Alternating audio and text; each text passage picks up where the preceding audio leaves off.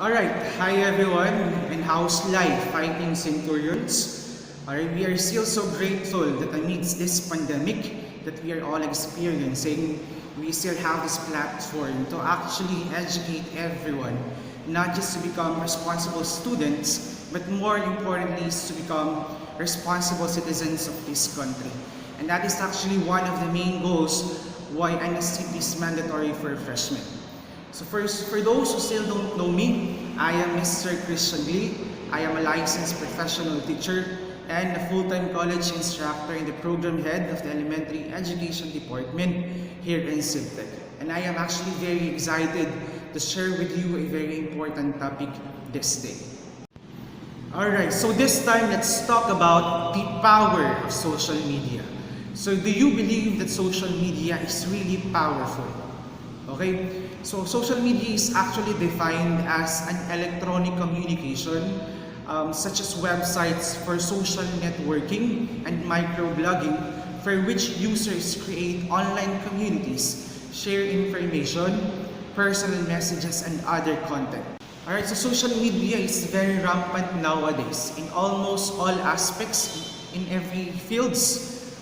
We use social media. In the fields of businesses and corporations, for education, this time we are using social media as well. For politics and even for personal gratification, social media is very used. And when you say, every time you say that you can live without social media, it might sound exaggerated, but that's actually partly true. It is really hard to survive this era without social media, right?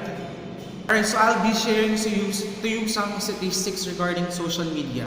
This was actually taken on the month of July year 2020. That is why we can say that these are really updated. Okay, so social media use around the world. The number of people who actively use social networks and messenger services. The total number of active social media users is actually 3.96 billion people.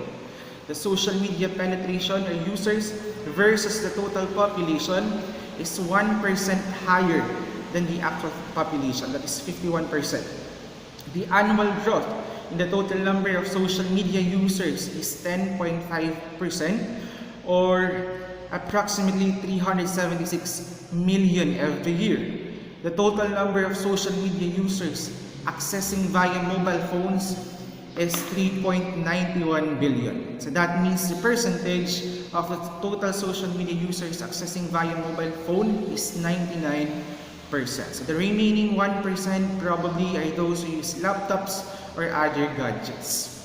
Alright, and by the start of the COVID-19 outbreak, when we experienced quarantines and lockdowns, alright, so these are quite expected, of course, that there would be increase in online and digital activities. Okay, so 54% was increase in watching more shows and films on streaming services.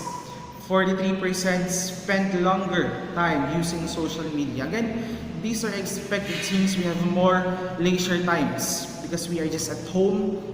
Alright, so 42% on spending longer on messenger services. Ito yung mga time na chinachat mo yung crush mo kasi akala mo magkakaroon ka ng jowa when you are on quarantine period. But sad to say, hindi nangyari, di ba?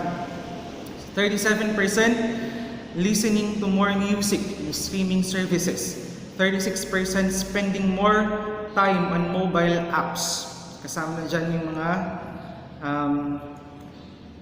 Facebooks, Instagrams, and even yung pagpo-post mo ng mga TikTok videos mo. Spending more time playing computer or video games, that is 35%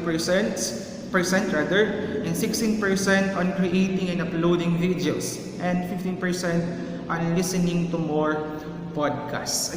Alright, so this one, let's have the world's most used social platforms. Let's identify. Alamin natin ano yung pinakagamit na social networking sites. Okay, so obviously, this was based on monthly active users. Active user accounts or addressable advertising audiences in millions. So obviously, Facebook was the most used social platforms with 2,603,000,000 users, followed by YouTube with 2 billion users. Next was the WhatsApp with 2 billion, FB Messenger, WeChat, Instagram with 1 billion users, and the last one was Twitter with 326 million users. And this time, social media becomes inclusive for all ages. So let's have the social media users by generation. So 90.4% are millennials, 77.5% are part of the Gen X or the Generation X, and 48.2% are part of the baby boomers. So that means social media is for all ages. Wala siyang pinipiling edad, ginagamit siya ng lahat. And the average time spent on social media per day is 3 hours. We spend that on social networks in instant messaging. And I am very sure that you use or you spend your time on social media more than 50% of the day, right? Alright, so why am I sharing these statistics to you now? Alright, so this is actually for you to realize that social media had changed our way of living. It became part of someone's life, and because of that, it causes different impacts, different effects to our life. Alright, so this time, let's talk about the impact of social media. And first, let's have digital destruction. Alright, so with the teenagers' use of social media increasing, it replaces time spent on other activities. Social media is displacing activities like reading books, reading newspapers or magazines, watching televisions, participating in non-sedentary behaviors, and conversing with other people physically. Alright, so it affects our focus, it affects our time we spend on other activities. And actually, I know some of these things have experienced that you decided to read, to understand, and to study your modules. If you decided to answer your outputs, alright? So you hold your output, and then suddenly a notification or a messenger notification pop up on your cell phone. So what happened? You've decided to pick up your phone, read the message, reply to the message, and then without knowing that you forgot answering your module. So that's how distracting social media is. Alright, so this time let's have the impact of social media on mental health. It is very important for us right now to care for our mental health because people nowadays are very prone to depression. Why? Because we see struggles everywhere. It is very rampant. Alright, so this time let's have the impact of social media on mental health. Most of the literature reviewed that social media and mental health relates specifically on Facebook and Instagram.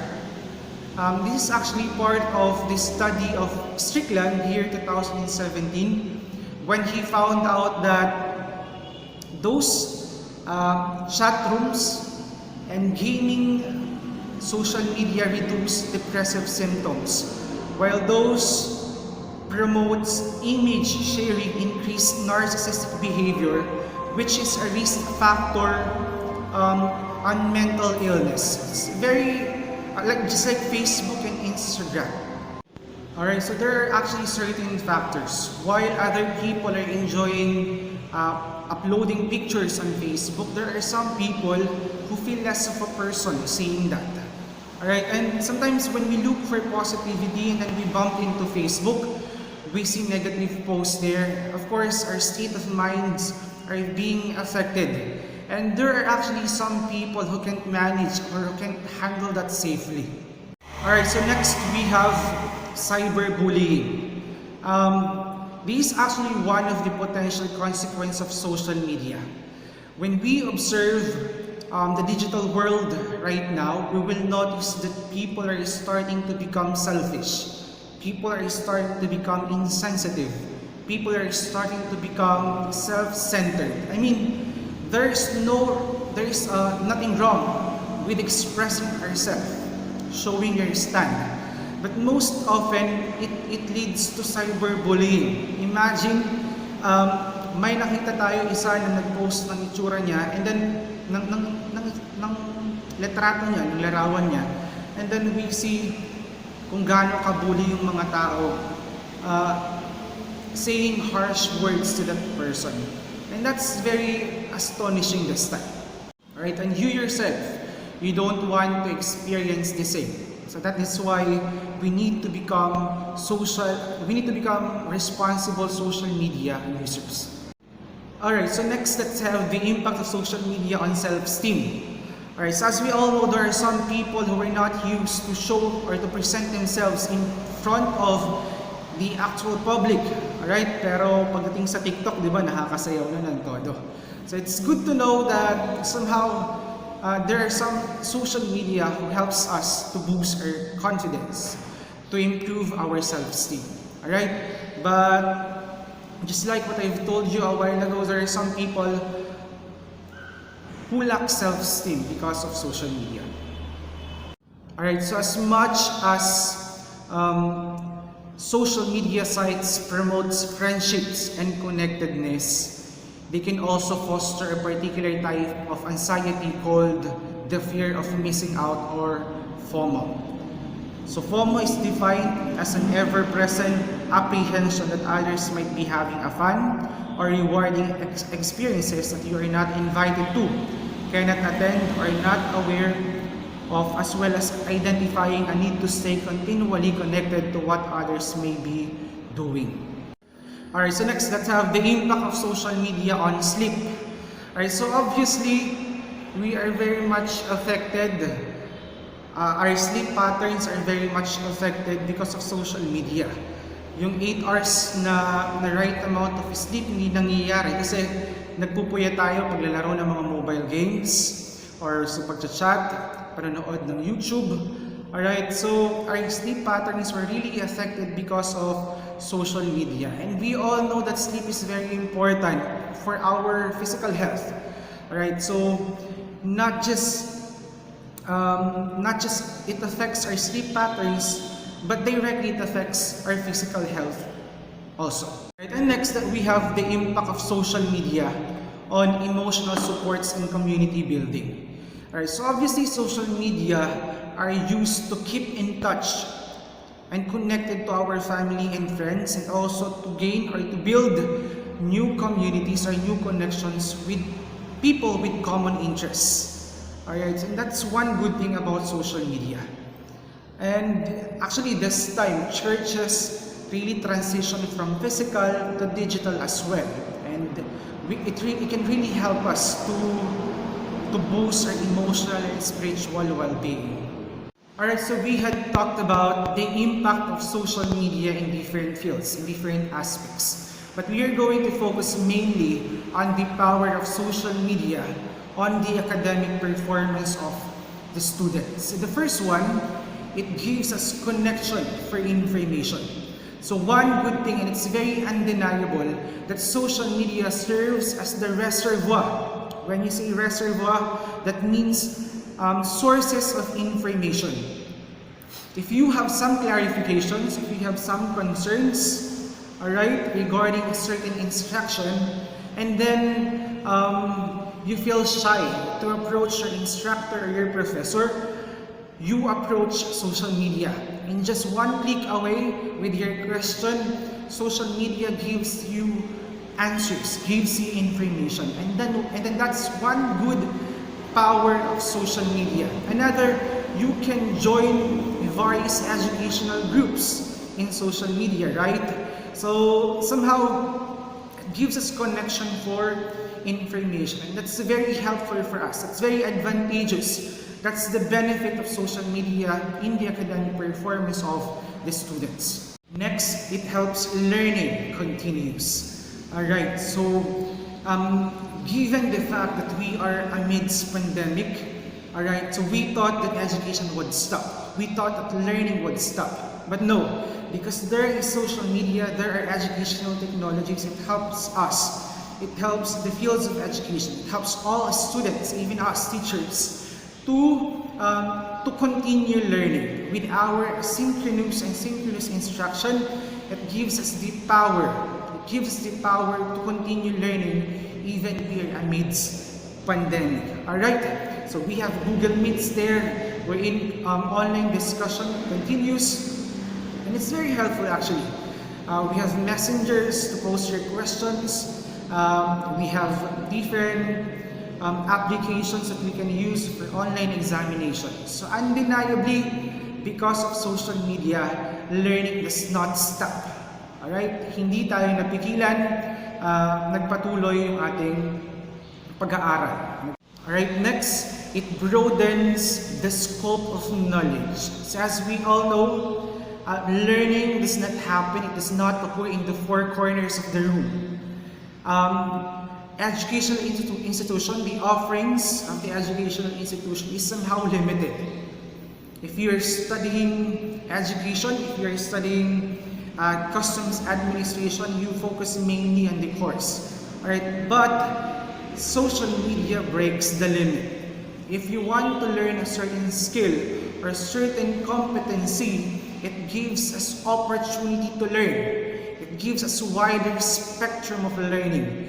In just one click away, if you type, let's say you want to learn how to play a guitar, there are some tutorials on YouTube, there are some demonstrations on YouTube, and it gives us detailed information. And because of that, you can learn things.